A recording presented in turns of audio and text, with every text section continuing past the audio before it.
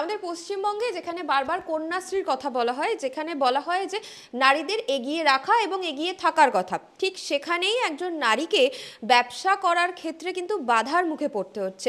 সেটা আমরা জেনেছি, সেই ভিডিও আমরা দেখেছি, কিন্তু তার বর্তমান পরিস্থিতি কি, ভবিষ্যৎ নিয়ে তিনি কি ভাবছেন? তার রোজগারের পথটা তো আলটিমেটলি কোথাও কি এখন অবধি বন্ধ হয়ে গেছে। তো যেখানে আমরা বারবার উন্নতির কথা বলি, সেখানে কি করে এই ঘটনা ঘটতে পারে? আমরা বিস্তারিত কথা বলবো। এই মুহূর্তে আমাদের সঙ্গে রয়েছেন পাপিয়া ঘোষাল।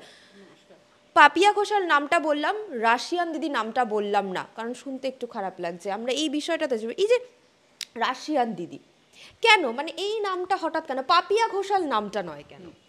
অ্যাকচুয়ালি আমি যখন নিজের কোনো একটা ব্যবসা করতে গেছি, একটা চায়ের স্টল, যেখানে আমি নিজে একটা চা প্রেমী হয়ে আমি আমার দোকানের নাম রাখি টি আমো, যেখানে মাঝখানে সুন্দর করে চায়ের কিছু লোগোস রয়েছে যেটা আইডেন্টিফাই করছে কি আই লাভ টি। এই কনসেপ্টে যখন যেরকম মানে ব্লগিং করার জন্য দাদারা বলুন বা যখন যেভাবে মানুষজন জিজ্ঞাসা করেছে, তার উত্তরে আমি একটা কথাই বলেছি কি আমার নাম পাপিয়া ঘোষাল এবং আমার যে ছোট্ট দোকানটি তার নাম টিয়ামো। তো এক্ষেত্রে ওখানে ধরুন মানে আপনাকে, আমি রাস্তা দিয়ে যাচ্ছি, এবার আপনাকে দেখে, আর আমরা মেয়েরা যখনই রাস্তা দিয়ে যাই ভালো খারাপ কমেন্ট কিন্তু আমাদের শুনতে হয়, এটা হয়তো আমরা জন্মানোর পর থেকে এটা আমাদের সাথে জুড়ে যায়। তো সেক্ষেত্রে যখন আমি এই জিনিসের কাজটা নিয়ে আমি মানে কন্টিনিউ করছি, তখন এরকম রাশিয়ান দিদি চা, রাশিয়ান ম্যাডামের দোকান, এরকম অনেক কথা শুনি। এবার দেখুন সবার উত্তর দিতে তো আমার মনে হয় কোথাও না কোথাও নিজেরও বাধে, কোথাও না কোথাও মনে হয় কি দরকার নেই। কেননা প্রথম কথা হচ্ছে যে রাশিয়ান দিদি কেউ বলছে, কেন বলছে? আমাকে কেউ ভালো বলছে, কেন বলছে? কেউ খারাপ বলছে, কেন বলছে? তো কেনর ক্ল্যারিফিকেশন আমি কোনোদিন করতে যাইনি। তবে স্থানীয় সূত্রে আমি যতটুকু জেনেছি, কানে এসেছে যে ওনাদের আমার মানে স্টাইল সেন্স বলুন বা আমার অ্যাপিয়ারেন্স বলুন বা যাই করুন, ওনার হয়তো কোথাও না কোথাও রাশিয়ান কারো মেয়েদের সাথে ওনারা কোনো মানে সিমিলারিটি পেয়েছেন, সেই জন্য ওনারা এটা বলে থাকেন। বাট আমাকে যদি তুমি পার্সোনালি জিজ্ঞাসা করো কেন, আমি বলবো আই হ্যাভ নো আইডিয়া। এবং সেখানে কিন্তু দোকানটা বন্ধ করে দেওয়া হয়েছে গ্রামবাসীদের পক্ষ থেকে একটা নোটিশ দিয়ে। কতদিন হলো দোকানটা বন্ধ আছে? আজকে 11 দিন যে আমার দোকানটা without any information, without any notice বন্ধ। এটা মানে ওখানে কি আলোচনা বা কিছু কি সদুত্তর দেখুন পাওয়া প্রথম যাচ্ছে? প্রথম প্রথম আমি যেরকম সবাইকে বা সোশ্যাল মিডিয়াতে আমি বলেছি কি এটা আমার কাছে না একদম আনসার্টেন একটা জিনিস, হঠাৎ করে আমার চোখের সামনে আমার চলন্ত দোকানটা বন্ধ হয়ে গেল, এবং কেন কী বৃত্তান্ত এটা জানার জন্য যাদের কাছ থেকে আমি অনুমতি নিয়ে জিনিসটা করেছিলাম তাদের কাছ থেকে কোনো সদুত্তর তো দূরের কথা, কোনো আনসারই পাইনি আমি। তো সেরমভাবে দেখতে গেলে আজও পর্যন্ত না এই কারণটা কোথাও না কোথাও মানে ঠিক করে পরিষ্কারভাবে মানে আসছে না, সামনে আসছে না।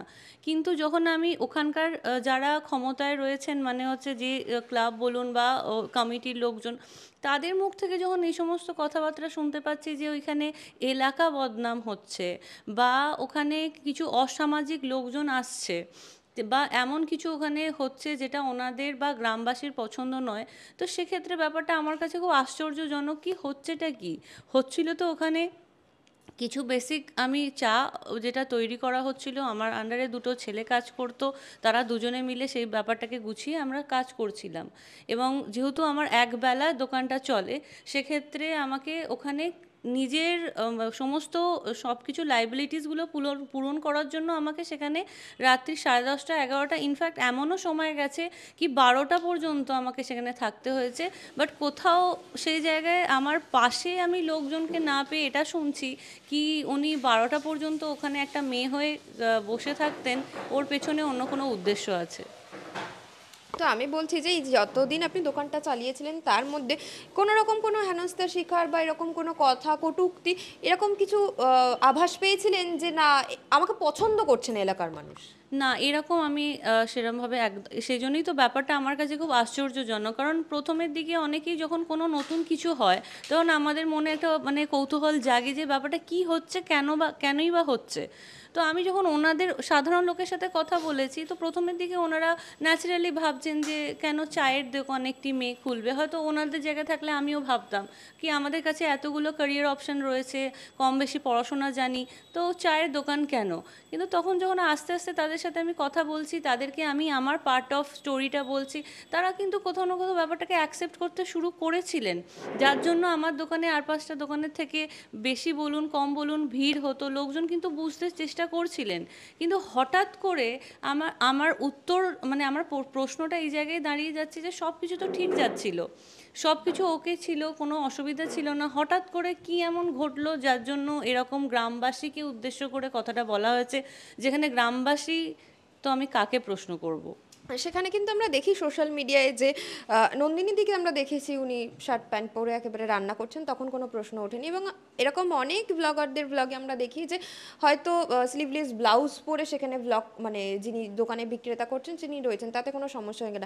জায়গাটা কি ডিফার করে গেল যে এত স্মার্ট একটা মেয়ে এরকমভাবে জামা কাপড় পরে এমন একটা জায়গায় দোকান খুলেছে, সেখানে কনজারভেটিভ মাইন্ডেড লোকজন বেশি, তাই জন্য কি সমস্যা হলো বলে মনে হচ্ছে?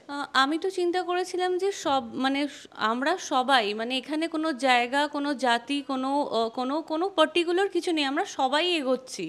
হতে পারে আমরা হয়তো সব রকমভাবে সামনে আসি না, কিন্তু আমার তো মনে হয়েছিল যে আজকে আমরা কেউ পিছিয়ে নেই।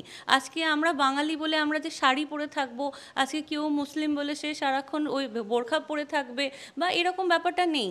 জামা কাপড় পরা, খাওয়া দাওয়া, ঘোরা, আমি আগেও বলেছি যে আমাদের স্বাধীন ভারতে এটা আমাদের মোরাল মানে আমাদের এগুলো রাইট। মানে মিস্টার আম্বেদকর যিনি আইন লিখেছেন তিনি কমপ্লিটলি সুন্দরভাবে বলে দিয়েছেন যে একটা মানুষের স্বাধীন অধিকার, এটা স্বাধীন ভারতে একটা মানুষের অধিকার কি তুমি কি পড়ো, শালীনতা মেনটেন করলেই হবে। তো সে জায়গায় দাঁড়িয়ে আমি তো চিন্তা করেছিলাম কি আমি যেরকম নর্মাল, যেরকম আমি সাধারণ জীবনে যা সেভাবেই সেখানে আমি কাজ করেছি। তো এখানে তো আমার এখন এটা মনে হচ্ছে যে মানুষ শুধুমাত্র মুখেই উন্নত হয়েছে, সত্যি হয়তো জায়গাটা এখনও ওই রকমভাবে মানে ওপেন আপ করতে পারেনি যে জিনিসটা একটা সাধারণ সাধারণ জিন্স প্যান্ট বা নর্মাল ওয়েস্টার্ন জিনিস যেটা একটা মানুষের ডেলি লাইফে কমফর্ট দেয়, পরে মানুষ বেশি কাজ করতে পারে, সেই সমস্ত পোশাকও তাদের কাছে মানে অ্যাকসেপ্টেবল হচ্ছে না। তো সেখানে কিন্তু আমাদের মুখ্যমন্ত্রী বারবার মঞ্চ থেকে বলেছেন যে কিছু না করলেও ব্যবসা করো, ঘুগনি বিক্রি করো, ঝালমুড়ি বিক্রি করো, উনি বারবার ব্যবসার কথা বলেছেন। সেখানে কি আপনি প্রশাসনের কাছে গিয়ে কোনো সাহায্য প্রার্থনা করেছেন বা প্রশাসন এগিয়ে এসেছে আপনাকে সাহায্যের জন্য? না, প্রথম যখন আমি জানতে পারি এরকম ঘটনা ঘটেছে, তো আমি কমপ্লিট একদিন শুধু আমি ওনাদের ওপরে ছাড়ি যে হতেই পারে মানুষের মিস্টেক, বা হতে পারে এরকম কোনো মানুষ আছে যারা অনেক সময় বদমাইশি করে কি কোনো কিছু করলো। তো তারপর যখন দেখলাম একদিন দুদিন কেটে যাচ্ছে কোনো কিছু সুরাহা হচ্ছে না, তো আমার মনে হলো কি যে আমার জানানো দরকার, প্রশাসনকে জানানো দরকার। তো আমি গেছিলাম প্রশাসনের কাছে, সেখানে মানে আমি সমস্ত আমার যা ঘটনা আমি তাদেরকে জানাই, এবং তারা আমার যা আমার অ্যাপ্লিকেশন বলুন বা আবেদন বলুন সব কিছুকে ওনারা কিন্তু অ্যাকসেপ্ট করেছিলেন। কিন্তু অ্যাকসেপ্ট করার সাথে সাথে উনি এটা বললেন যে জানি আপনার সাথে অন্যায় হয়েছে, বিকজ এরকম কোনো প্রশাসনেরও ক্ষমতা নেই কোনো চলন্ত ব্যবসাকে বন্ধ করে দেওয়া উইদাউট এনি নোটিস। যত রকম ক্রাইম হোক না কেন নোটিস দিয়েই তুমি তাকে সেখান থেকে হটাতে পারো। কিন্তু যেহেতু এই পুরো ব্যাপারটাই একটা সরকারি জায়গার ওপরে হচ্ছে, আর সরকারি জায়গায় কারোর দখলদারি চলবে না, তুমি যেমন দোকানও করতে পারো না, তুমি দোকান উঠতেও পারো মানে কেউ তোমাকে তুলতে পারে না, তো তুমি গিয়ে খুলতেই পারো, বাট আমরা তোমাকে দাঁড়িয়ে থেকে সেই ব্যাপারটা করতে পারবো না, বিকজ ইটস ইললিগাল। এবং ওনার কথাটা আমি কাটতে পারিনি, বিকজ এটা সত্যি কথা।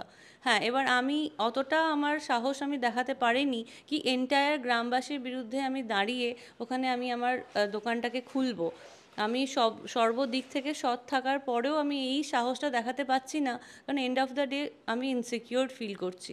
কারণ আমি ওখানে গেলাম, কেউ যদি এসে আমাদের মেয়েদের সাথে অনেক রকম ঘটনা ঘটে, মুখে যদি কেউ অ্যাসিড ছুঁড়েই মেরে দেয়, তো আমার তো জীবনটা পুরোটা শেষ হয়ে যাবে। তখন প্রশাসন আসবে কি না, বা আস্তে আস্তে কত সময় নেবে, বা ততক্ষণে আমার কি হবে, এই ব্যাপারটা নিয়ে আমি খুবই ইনসিকিউর। তাই জন্য আমিও এখন চুপ করে শুধু এটার জন্যই বসে আছি কি এবার হয়তো কোনো মীমাংসা হবে এবং আমি আবার আমার জায়গাটা ফিরে পাবো। আপনি ব্যবসাই করবেন ভবিষ্যতে, এইটা মানসিকভাবে প্রস্তুতি নিয়ে রেখেছেন? কারণ ব্যবসার ক্ষেত্রে একবার এটা হলো তো, কারণ রোজগারের পথটা বন্ধ হয়ে গেল, কতদিন অপেক্ষা করবেন? নাকি অন্য কোনো অপশন?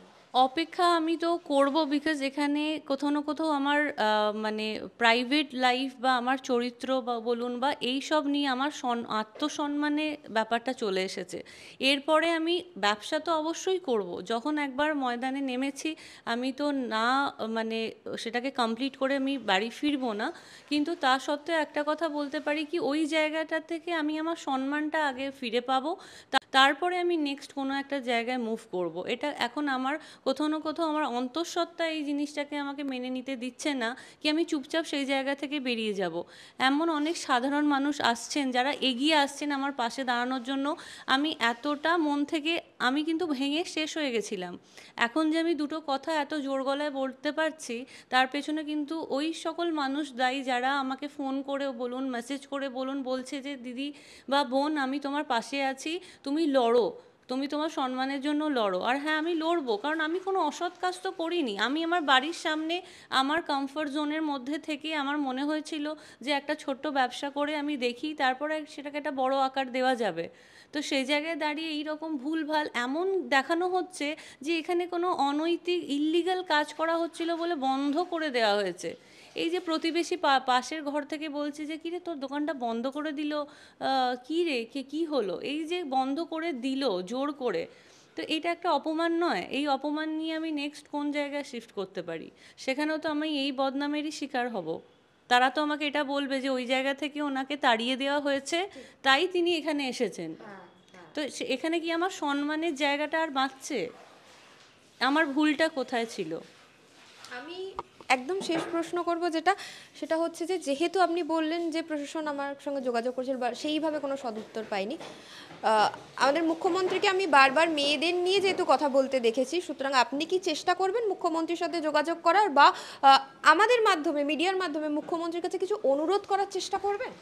অবশ্যই আমি ওনার কাছে এর আগেও চেষ্টা করেছি, মানে সেভাবে যোগাযোগ করার চেষ্টা করিনি, বাট ওনার কাছে কিছু বার্তা পৌঁছে দেওয়ার চেষ্টা এটা করেছিলাম কি মেয়েরা যে কত অদম্য মানে লড়ার শক্তি, সেটা একমাত্র ওনাকে দেখলে বোঝা যায়। উনি কিন্তু আজকে যে জায়গায় দাঁড়িয়ে আছেন তার জন্য ওনাকে যা সংগ্রাম করতে হয়েছে সেটা হয়তো সারা পশ্চিমবঙ্গ সারা বাংলার লোক জানে। সেই জায়গায় দাঁড়িয়ে যদি আমি ওনাকেই ইন্সপিরেশন হিসেবে নিই, যদি ওনারই উপদেশগুলোকে আমি ইন্সপিরেশন হিসেবে নিই, কারণ উনি বলেছেন যে বাড়িতে বসে দুঃখ করা বা বাড়িতে বসে তোমার বেকারত্বকে ঝালা বা টলারেট করাটা ইজ নট দ্য সলিউশন। তুমি বাড়ির থেকে বেরো, পড়াশোনা তোমার শিক্ষা তোমাকে এটা শেখায় কি তুমি কোনো কাজকে ছোট করবে না।